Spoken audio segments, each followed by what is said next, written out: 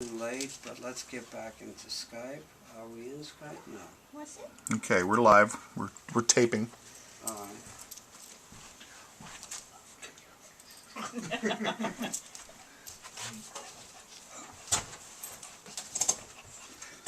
Call you.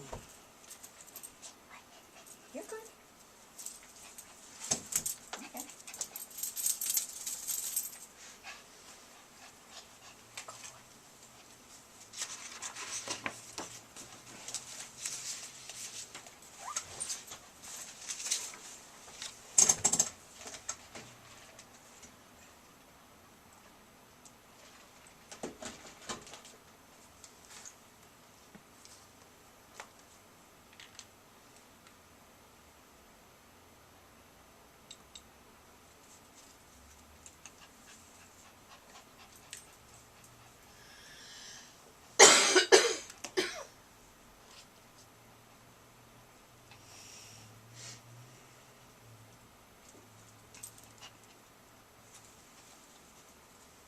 I guess everybody's given up on illegal immigration.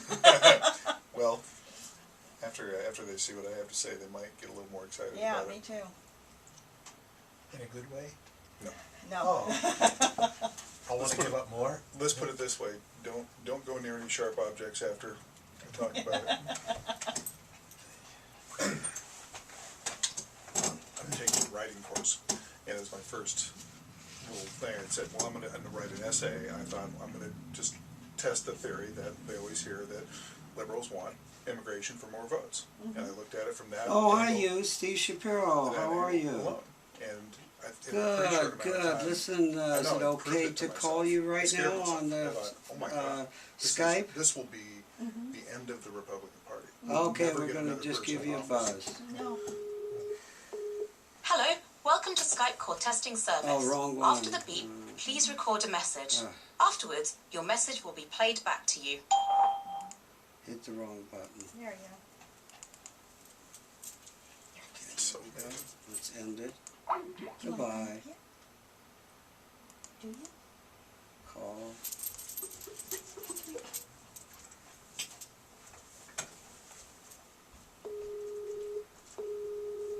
Yeah, that's the guy who emailed me. Oh, cool.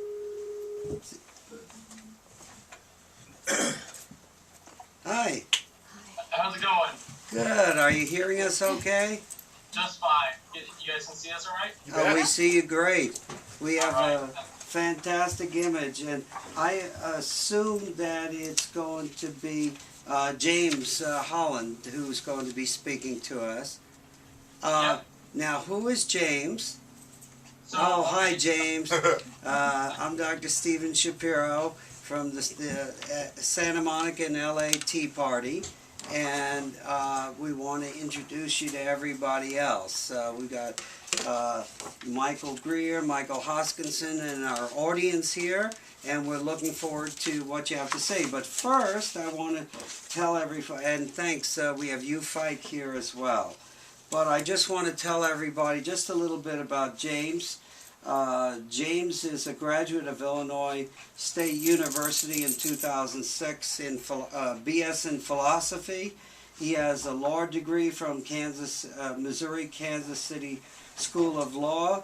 He studied immigration enforcement law, and he studied under Professor Kobach, now Secretary of State of Kansas. And he then joined in 2009 the Heritage Action for America. He left in 2011 to become legislative assistant for Jim DeMint, and now he is with Senator David Vitter of Louisiana, where he currently works as Senator Vitter's chief counsel on judiciary issues. So now we are looking forward to your solving the immigration problem for us. It'll all be resolved by the time you're done. And needless to say, we have an audience who has some very interesting questions for you. So the floor is yours, please. All right. Well, Stephen, I want to thank you for allowing me to come out here and talk and sort of give you the state of play on comprehensive immigration reform. I also want to thank you for giving me this opportunity, everybody at Heritage Action, for sort of giving me this great opportunity to inform everybody of what's going on.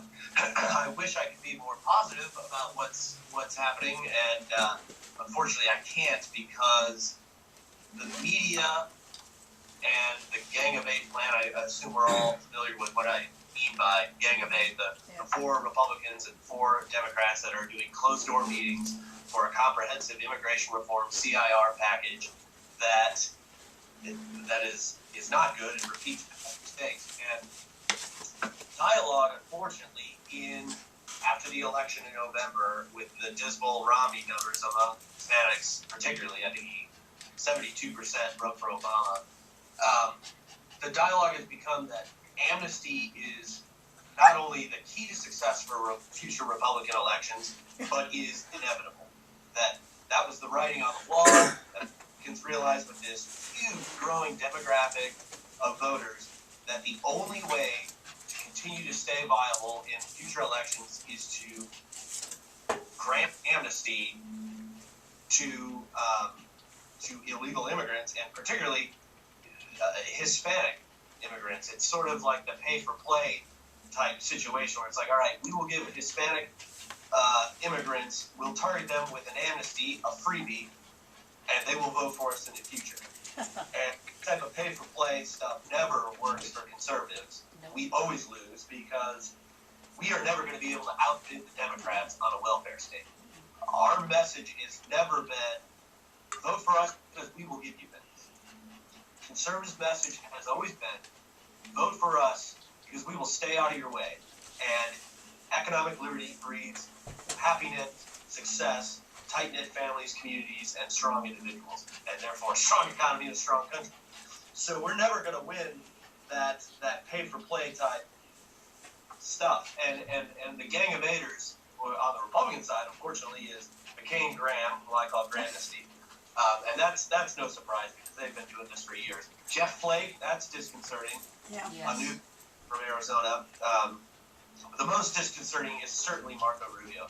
Marco Rubio is an amazing communicator of conservative values and is smart politically and is young and is energetic. He's a great guy, and why he could get wrapped up in this thing, I'm not entirely sure. But there's basically, so what's happening right now is, as I alluded to earlier, after the election, the media was ready, had this amnesty is inevitable.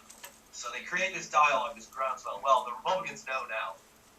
No, we have to have amnesty. It's going to happen. It's inevitable. So Republicans got to get on board, or just get crushed in every future election. So McCain and Grandesty are really excited about this because they've been waiting this for years. They did it in 2007. They did it in 2010.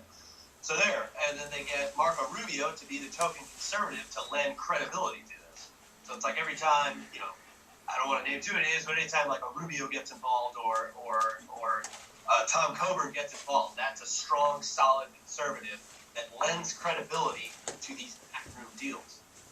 So January, about I don't know what it was, I think it was January 18th, so about the second week of the newest Congress, members were still just getting sworn in, and the Gang of Eight bipartisan proposal came out, and it's the same old stuff. It's the exact same play they pulled in 2007, the same stuff in 2010. It's the DREAM Act, which is, if you don't know, that's for young, undocumented, illegal Americans that came here below the age of 18, brought here by their parents. They're going to go to college and they get an amnesty and fast track. The ag jobs, which is basically agricultural workers, and then a number of other things combined into this comprehensive package. So it's all that stuff, and it's the same old tired stuff. It's an adjustment of status on day one. The second the ink hits the paper on President Obama's desk, that is an immediate probationary change of status, where you go from illegal alien, subject to deportation, to what they are now calling probationary legal status, meaning you are now de facto amnesty. Because I don't think anybody believes that the second the illegal alien population becomes de facto legal, that we're ever gonna renege on that promise and start deporting people. It's just politically, it's not gonna happen. The will is not to undo something like that. So the crux of it is that bipartisan plan promises enforcement on the back end. It's day one de facto amnesty, de facto legalization, with hoops to jump through, back taxes, pay a fine, learn English, learn civics, 8 years down the road, pathway to citizenship, that kind of stuff, and then a promise of enforcement. Basically, they're asking us, amnesty again, but we promise this time we really, really will enforce it. The problem with this is we did this in 1986. We were told by President Reagan, the greatest American that I can think of off the top of my head, and well-intentioned, said, you know what, we've got to take this immigration population, we've got to take this issue off the table. We can't be talking about this anymore. It's divisive. It's amongst conservatives, compassionate, fiscal, and the wage issue is not good for us. So we will do amnesty now, enforcement later. And the bill was written, the original draft of the bill looked okay. It looked good. It was like, all right, amnesty now, but we will do all these things on the back end to make sure that we never find ourselves in this situation again. The problem is, it never got enforced on the back end. The second that bill was signed, the enforcement positions were walked back by Kennedy and others, and the ACLU lawsuits, and all the bad guys out there, they started walking it back, and Republican presidents, I'm talking about George Herbert Walker Bush, realized, wow, if I start actually enforcing this stuff, this is a political loser for me. So even Republicans back on this stuff. That was in 1986, and we all remember that. And that was a population of 2 million unlawfully present illegal aliens. I know a lot of people don't like the term illegal aliens, but legally that's what it is. So undocumented people is 3 million. Now it's 12 million. We were told it could be as much as 15 to 20. We don't actually know. Up to 15, it seems ridiculous. We were told in 86, hey, we will do this now. We will get this issue off the table. We won't have to deal with it again. We'll fix it now. So we bought that promise, and it went from 3 million, and instead of fixing it, it incentivized a wave of illegal immigrants, especially on our southern border, but also visa overstayers from throughout the world. But they incentivized more illegal immigration. It didn't fix it. It made it much, much worse, and it quadrupled the problem. 3 million, 12 million. So now we are again faced, like we were in 86, 2007, 2010, now after this election and the media hype, the groundswell, the dialogue is there, once again, and it's a threshold issue for Latino, specifically Hispanic voters, and we've got to do this amnesty now and take this off the table, this threshold issue, so we can target Hispanic Americans, win future elections. There's 11 million of them, and we can't deport them. Is the thing? They say, oh well, it's 11 million people. We can't deport them. Well, it's like, well, if we just enforce the laws on the books, we wouldn't have 11 million people that we need to like round up and deport if that was logistically possible, or even if we could even stomach that emotionally and compassionately. And so we're in the same camp that we were in 86. If you're once again asked to swallow amnesty day one, immediately the ink hits the pen, or the ink from the pen hits the paper, from Obama's desk, and they are legal, and they're never going home by any type of legal mechanism. So we're asked to do that again, and the question I want to ask the gang of aiders, and what you great Tea Party patriots down there in Southern California should be asking is, why would we fall for this again?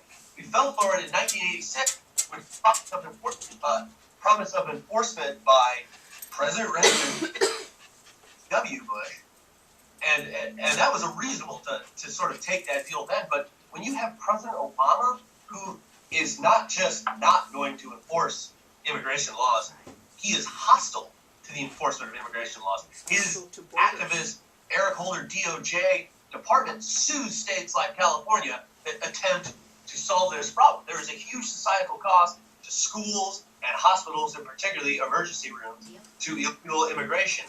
And Arizona rightfully says, hey, we've got a problem on our southern border, and the societal cost is hurting our taxpayer base, and we can't pay these bills. We need to do something about it, and Obama's DOJ comes in and sues them. So why would we ever take that deal? And when the left is talking for us, when Schumer and Obama and Dick Durbin are like saying, hey, Republicans, this is smart politically for you, I think we should all take a pause and say, why would we trust them on this? So that's sort of the Gang of Eight bipartisan plan. One other thing to note about the Gang of Eight bipartisan plan is it's the exact same thing we've seen before. There's nothing new, and they actually in their bipartisan proposal that they put out in January actually says we will solve it, get it right this time, so we promise we will never ever have to do this again. Yeah. It's obvious that we're just doubling down on this failed problem. So that's the bipartisan plan, and that's sort of like the lay of the land. The current state of play is these backroom dealings. They meet once a week, multiple times a week, acting out this deal. And I think as conservatives, we should all be wary of any backroom deal, closed room deal, and especially comprehensive. Comprehensive anything is to get comprehensive health care across the line, to get comprehensive immigration reform across the line. There are so many kickbacks, buyouts, and compromises that need to be made. You just look at the Cornhusker kickback and Obamacare. To get these terrible mega bills, thousands of pages, 100,000 pages of regulations across the line, you have to compromise so much that it is the worst stinker of a bill you could possibly imagine. So why, as conservatives who believe in targeted reforms, fixing the problem, not pulling the side of the government, addressing the issues, why would conservatives be a part of that? This is a bill that is going to be huge and massive, and no one's going to read it. And Senator Gramnesty said, we need to get this bill rammed through the Senate because we can't let it hang out for 2 weeks during the Easter recess to get shot up. So this is the public. Yeah. Supposedly. Oh. Did we lose him? I have bill through the Senate because he does not want people to see what's in it because they know how bad it was. Like, it's almost like you can't even fathom how ridiculous that is coming from a Republican. You expect that from Nancy Pelosi. We got to pass it so we don't hit it. I mean, you expect the Democrat voter to be like, yeah, that's logical. You don't expect someone with an arm to do that.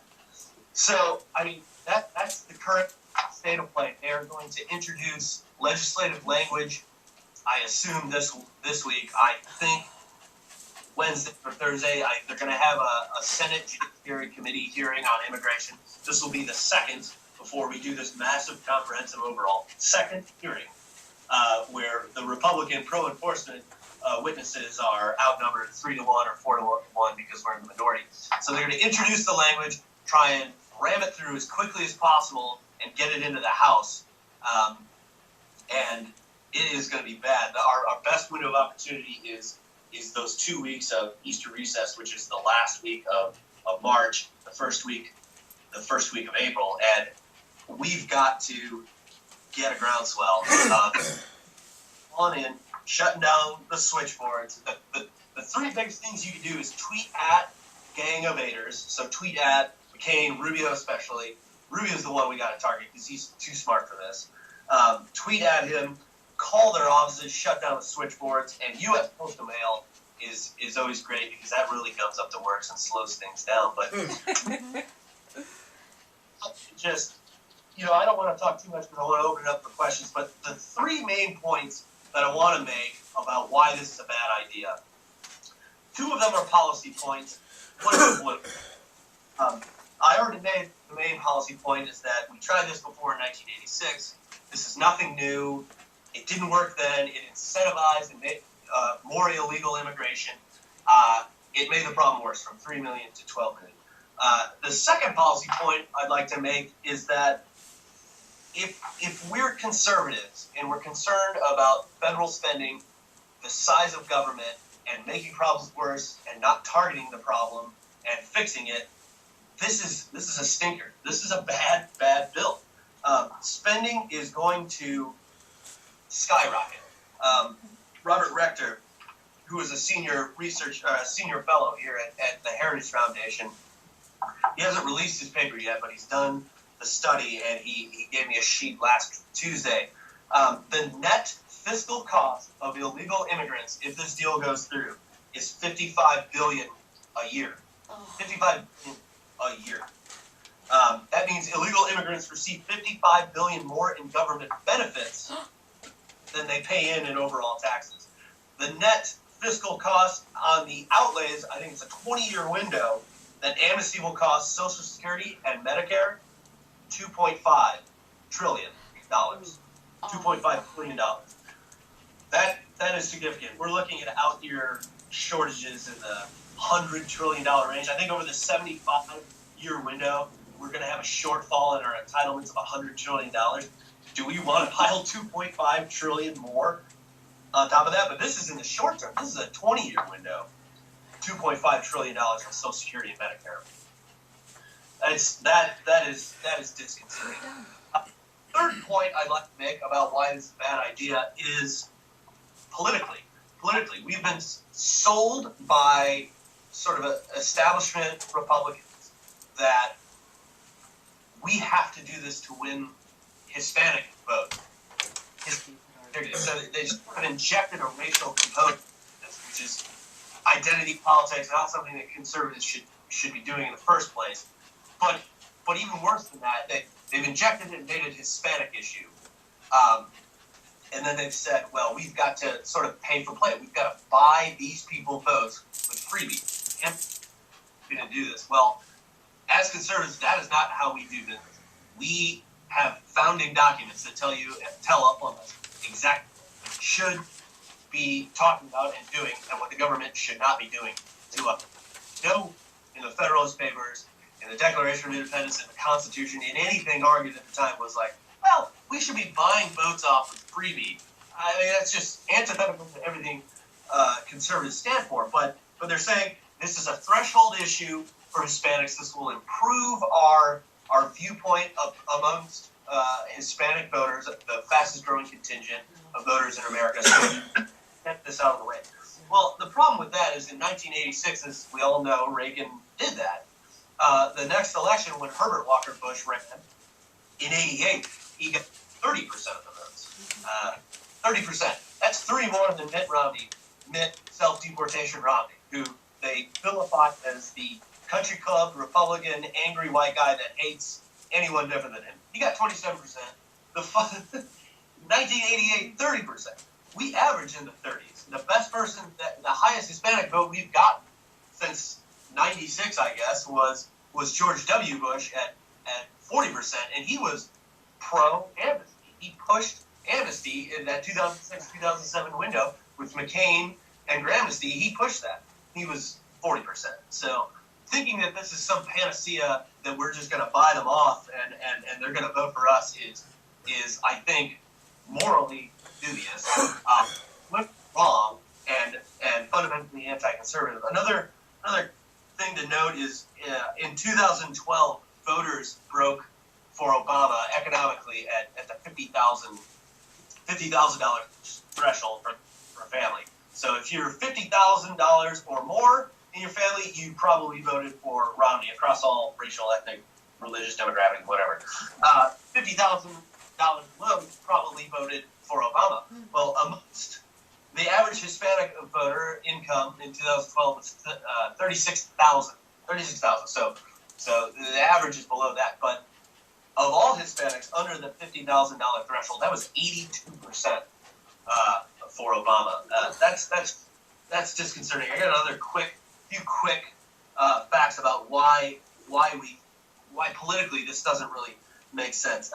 61% of Hispanics support keeping Obamacare in place.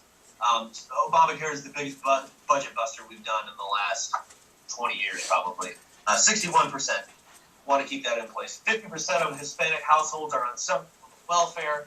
We know dependent voters are dependable voters. Welfare state voters are dependable voters for the, not for people trying to cut the size and scope of government. And for a long time, we've believed that Hispanic Americans are natural, traditional family values voters, traditional Republican voters. And there is truth. I don't want to just wipe that off the table and forget about that, but the illegitimacy rate of Hispanic Americans is 45%. And we know that single mothers are particularly not suited to succeed in our economy, and they break for Obama at, 80, 90%. So that's not necessarily our voter. So, in summation, there's the three reasons not to get on board with that. The two policy reasons: we've done this before, it didn't work, it made it worse. It's going to blow our budget. The spending, entitlements, it's going to crush us. And politically, this is not going to change our image amongst Hispanic voters. The dialogue in the popular media is always going to be Republicans are old, country club, racist white people that are angry because they're seeing their majority status in the country go down. Obviously, we all know that's not true. That's not at all how Republicans are, conservative Republicans. Our message will win out limited government, personal freedom, strong families, strong communities, states' rights. That will eventually win out. But the media and everything is so much against us that it's very difficult. We don't have a message that fits on a bumper sticker like hope and change, whatever that means. We don't have our great message is history. It's not something that we can pay off to new voting bloc, monolithic voting bloc that we're being told that it should. So I've jabbered too much. I have a poem. My voice is starting to go. So I'd like to open it up for questions and I guess address those to you. Yeah. So you want to ask questions if you have? Yes, thank you very much. I'm going to take the prerogative and ask a brief question, although you've answered most of them, and I thank you very much for that. The question is there anything that Republicans can do to win the hearts and minds of Hispanic voters? We know that you can't buy them off. That isn't going to work. Yes, that is a good question, and that's sort of the $1 million question or the $64,000 question, depending on your demographic, what you choose. There is a way to get the message to the Hispanic community, and I think the way to do it is communicate what we believe in, communicate our beliefs, and tone. I think tone is the number one biggest tone. There are words that do not play well, poll-tested words that do not play well in the Hispanic community that are, though technically and legally correct, do not sound good. Illegal alien is one of them. I use that term amongst friends and judiciary staff because we speak, in legal terms. But I would say, always persons without papers, undocumented persons. So there are threshold things that we could do to change our tone to Hispanic Americans. Great communicators like Marco Rubio, Raul Labrador, another Hispanic American, Ted Cruz, of course. They're Hispanic Americans that tell an amazing story and communicate the principles of freedom, economic success, prosperity, personal responsibility, just our wish list, our true strong. They can communicate Hispanic community better than I'm not going to name names, but certain senators of Caucasian, whatever. There is to pretend that this is not a colorblind issue is crazy. there is a color aspect to this, and there is a tonal aspect to this. The more amazing, successful conservatives with Hispanic backgrounds that we can highlight, and not in a tokenism way. Ted Cruz did not rise to fame. Marco Rubio did not rise to fame because they're Cuban Americans. They're amazing people that get it and happen to be Cuban American. The identity politics, we're never going to win that. The Democrats are that. But I think, like the stat I said earlier, that 50,000 above Hispanic families. I think the best thing we can do is grow the economy and keep families together and get them above that $50,000 threshold. We want all families to be very, very successful. Not because they're going to vote for us, though that is nice. We want them to be successful because successful families have successful kids and safe kids and commit crime and all that stuff. So I think our overall message of success and freedom and families and community will play very, very well among Hispanic Americans who have large, tight-knit families. I know, and to many of these events, big families, I understand this stuff. I think another thing that will play well, that will message well to the, well, no, I think I sufficiently answered that question. Yeah. Probably have a few other thoughts that I've sort of backed my mind, but let's go to the next question and I'll think of more of that. Who's that? Yes, please. Yes, can you hear me okay? Yes, my name is Alan Favish, and I'd like to suggest something that is based on something, isn't it James? That's James. James, yes. You said that these people under the Gang of Eight's proposal will get immediate probationary legal status. I think that's how it's framed in the framework, as they called it. And you mentioned, of course, then from day one, they can stay here legally, they can work here legally, and I add a third thing. They can have babies here who will then become American citizens. And I would like to focus on one sentence that was in this framework that was released by Rubio and the other 7. And it said, "We will demonstrate our commitment to securing our borders and combating..." I'm sorry. What? Wrong sentence. Here we go. "Our purpose is to ensure that no one who has violated America's immigration laws will receive preferential treatment as they relate to those individuals who have complied with the law." Well, because the people who get the immediate probationary legal status will have those 3 benefits, stay here, work here, have American citizen babies, they are getting preferential status. So this framework is false on its face, yet nobody has confronted Marco Rubio with this obvious falsehood, in particular Rush Limbaugh, Mark Levin, and Sean Hannity, who interviewed him in the days following the release of this framework, and especially to see Mark Levin not bring this up, because I know he's smart enough to realize this, is very disheartening. Please comment. It's suspect. You're very right on that. The problem is, it is facially inconsistent on the Gang of Eight proposal, because in addition to the way in which they get preferential treatment that you mentioned, in the document itself, the DREAM Act, the so-called Dreamers, and the ag workers do get put on the front of the line. They don't go to the end of the line. DREAM Act and ag workers go to the front of the line. So, they're not behind the millions of... So, the very thing, basically, they are treated preferentially. One other thing I wanted to clarify is that already any person born in the United States, regardless of their parents' status, is an American citizen. Like that, day one. Doesn't matter if they're called the anchor baby. But, and Senator Vitter actually, I wrote the bill, I introduced it. Well, he did. His name's on the door.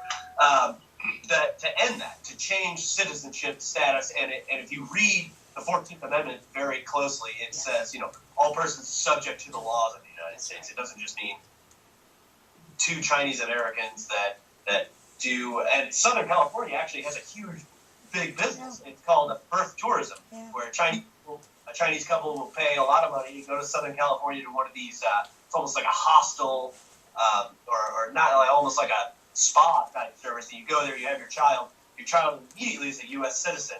They immediately get preferential treatment to bring their parents and their grandparents and their extended family on family visas.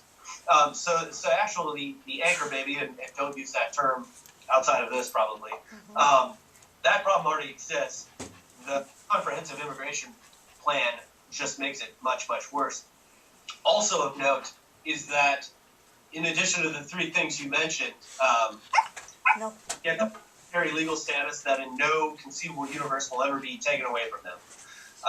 The kids are citizens, but they begin accruing benefits, Social Security, Medicare. That's why it's $2.5 trillion over the next 20 years. So they get to play or utilize, draw down our robust welfare state, which we as conservatives think is way too big. This just exacerbates the problem. So if Rubio claims to be a fiscal conservative, which I believe he does, I don't understand how he's in denial of the facts that adding 11 million people to our welfare state to some extent, or definitely our entitlement state, because not all of these folks that will be amnestied will become welfare dependent. 50% probably will, but I don't know how you can make that argument in the same breath. I'm a fiscal conservative. I want to cut back on the welfare state, the entitlement state. I want to bring things into balance, but I'm going to blow it up with 11 to 20, 12, 15 million new net takers. I don't see how you make that. But that is a very good point you brought up. Michael. Hi guys, I want to tell you I appreciate that I see my heritage money isn't going to luxury offices. I appreciate your austerity. So have your studies indicated at all, because we all know California is a goner electorally and some of the other large states, have your studies indicated about where immigrants will go to red states at all and really change the electoral map? Right, that's a very great question. Actually, most of you folks probably remember in '86 that was Republican California was the amnesty, the massive influx of voters. There is at least a minimal amount of silver lining on this dark storm cloud. Most of the growth in the Hispanic vote is occurring in the non-states, so that's good. I mean that's somewhat encouraging. But the problem is, if you look at the 2012 election, you look at the demographics, the so-called Reagan Democrat, which is the white working class Democrat. 7 million of them didn't show up; they stayed home. That's right. So that's a problem. But and that was in swing states: Iowa, New Hampshire, Ohio, Pennsylvania, Virginia, Michigan, Wisconsin. They didn't show up. But I mean, Hispanic Americans and whatever the 40% of illegal aliens that have overstayed a visa come from all across the world. They're not spread out equally amongst the states. They're in places like Texas, Arizona, obviously the border communities, but Illinois, New York, Pennsylvania, Florida. I mean, Florida's a big state, but a swing state, but they do tend to be in more blue states, but you're still drowning out red voters in blue states. Illinois has some fantastic conservatives that have come. Joe Walsh, who unfortunately lost in 2012, but good conservatives can come from any state. And a vote from a conservative just as good as a vote from a conservative in South Carolina. So they do tend to stick to blue states at the moment, but in national elections that doesn't make that much of a difference for president, but for senators and particularly House races, that makes a huge difference. So I guess it's not as bad as it could be, but it's still not a great thing. Good, very much. Do we have another question? Yes, please. Hi, this is Alan Favish again. I have an idea to run by you really quickly. I'm an attorney. I work here in Los Angeles, and I work for a firm that has many insurance companies as their clients. And many times we look over the policies and try to determine whether somebody claiming coverage under the policy is entitled to coverage. Many insurance policies, your own business liability policy or your automobile liability policy, provides you with insurance, but it has a lot of exclusions in it. If the federal government were to pass a law saying that every liability policy had to have an exclusion in it that excludes coverage if the insured person or entity employed an illegal alien during the policy term, that will shut down illegal immigration right away because nobody wants to lose their insurance coverage. This plan would involve the federal government also including in that law a fail-safe, a safe harbor for the insured to check anybody that they hire through an employment verification system similar to E-Verify. Yeah. Now, this involves the insurance companies, the very wealthy insurance companies, in their own economic self-interest, looking to see if an insured had an illegal alien employed. The federal government would no longer have to enforce the law. The private sector would be doing it. It wouldn't matter whether we have a non-conservative Republican like George W. Bush or Obama. The insurance companies, out of economic self-interest, would try to find evidence that supports that exclusion and then assert it, and that's that. Nobody's going to want to risk losing their insurance, so nobody will be hiring an illegal alien. Good one. Comment, do you have a comment He's about commenting, that? it's just breaking up, it's not coming Are we through. losing him? Yeah, we lost you. Oh, okay. I think we lost We him. lost your audio. My audio. There you go. Oh, we Okay, got we it got now. you. Yeah, I mean, that's interesting and certainly sort of I think market forces to bear on that, on the hiring or rather the insurance, the liability coverage, but and limiting it if you hired illegal aliens or unauthorized workers.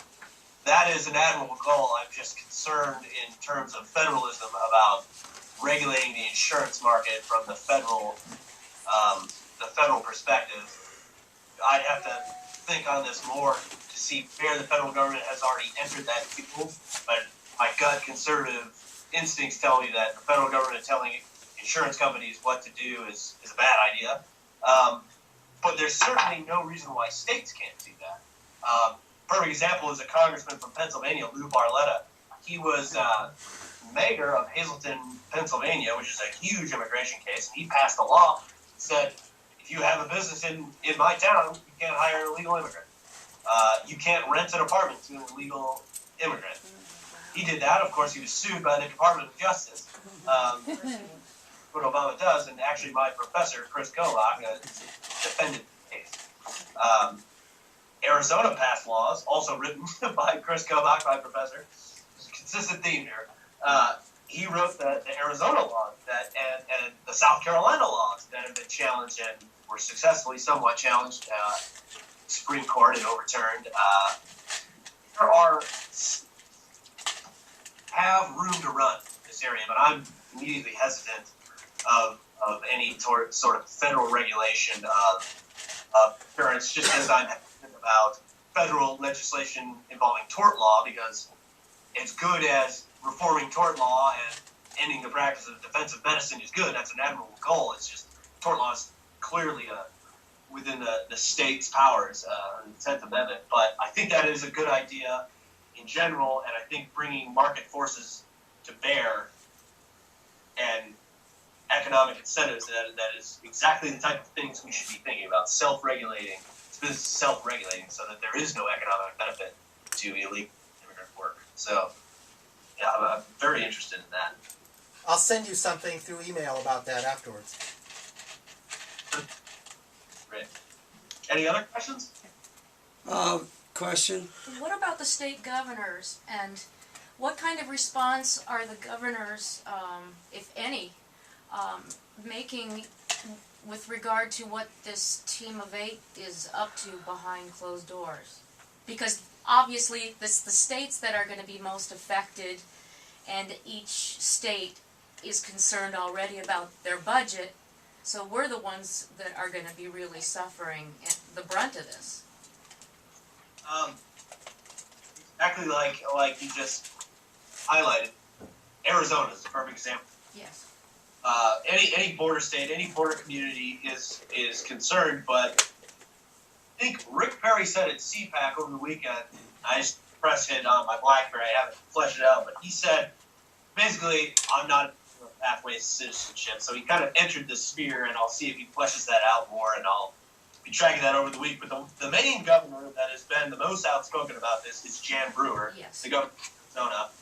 Her state was sued about this. I mean, and they're right on the front lines because the Arizona sector has blown up. The part with that triple layer fencing has really sort of shifted the immigration over back into the Rio Grande sector, but the Arizona really rough sector as well. So Jan Brewer has been very outspoken about this, and it's very good.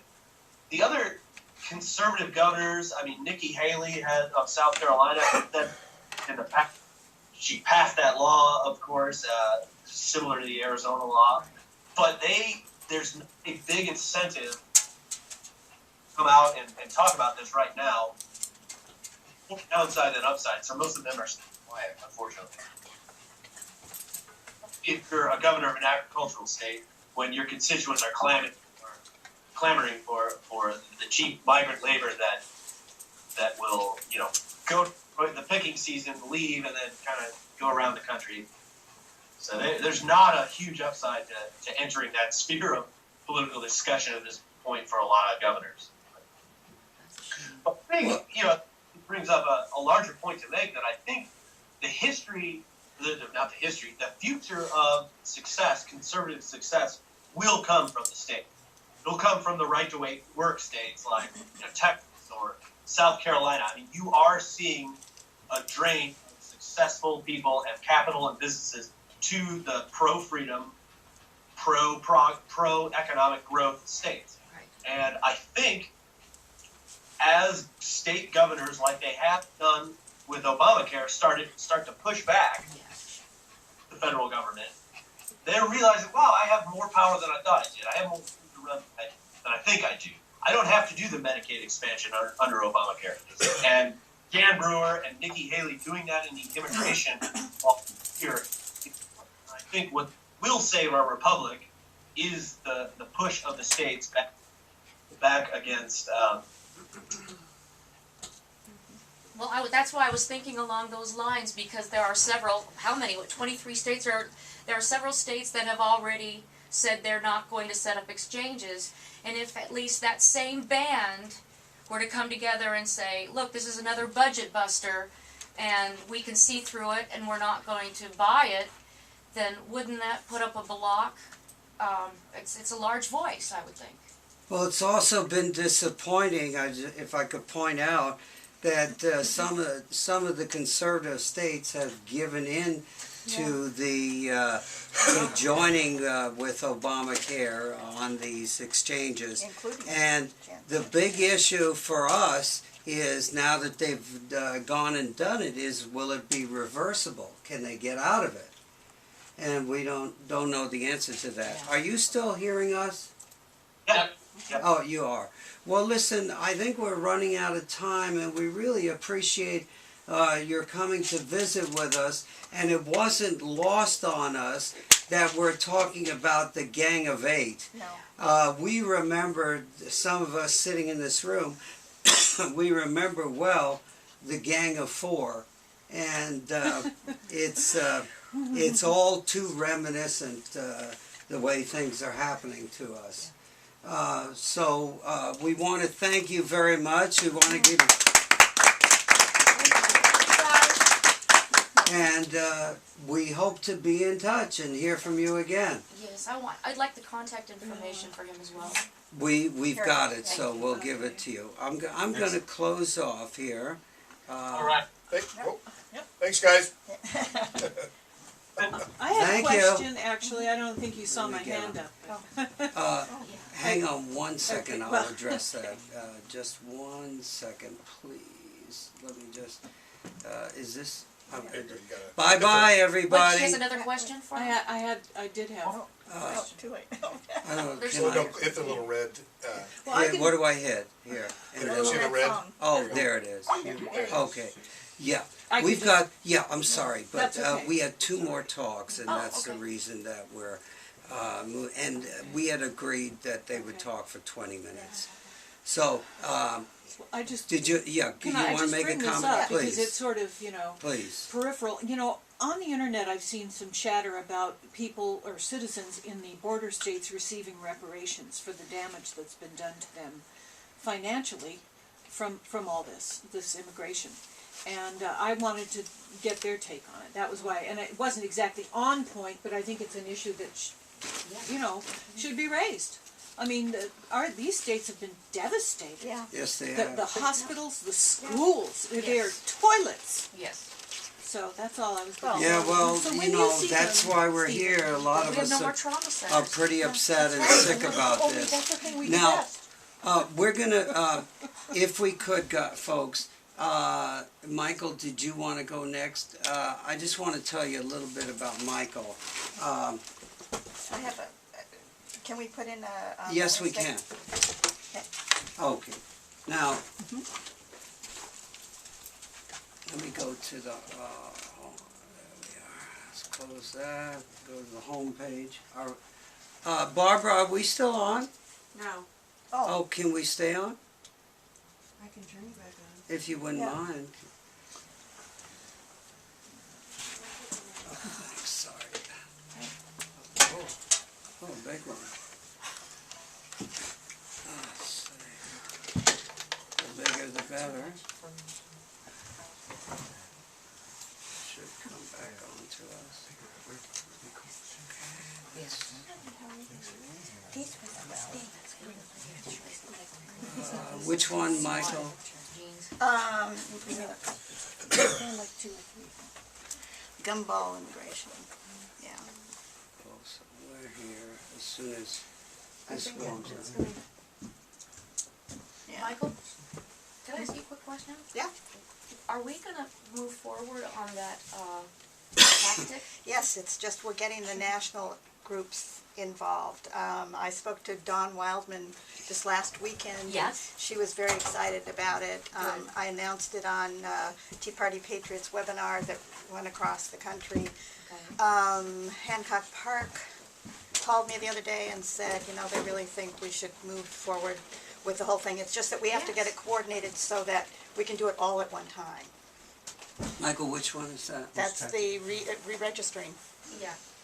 Well, like, As independents. As Oh, independents. re-registering. Yeah. As Okay. independents, but because the whole effect of it is that we do it all at one time, so that it Right. makes a Absolutely. huge effect. Well, with this coming up, Yeah. that would make a huge statement. Yeah.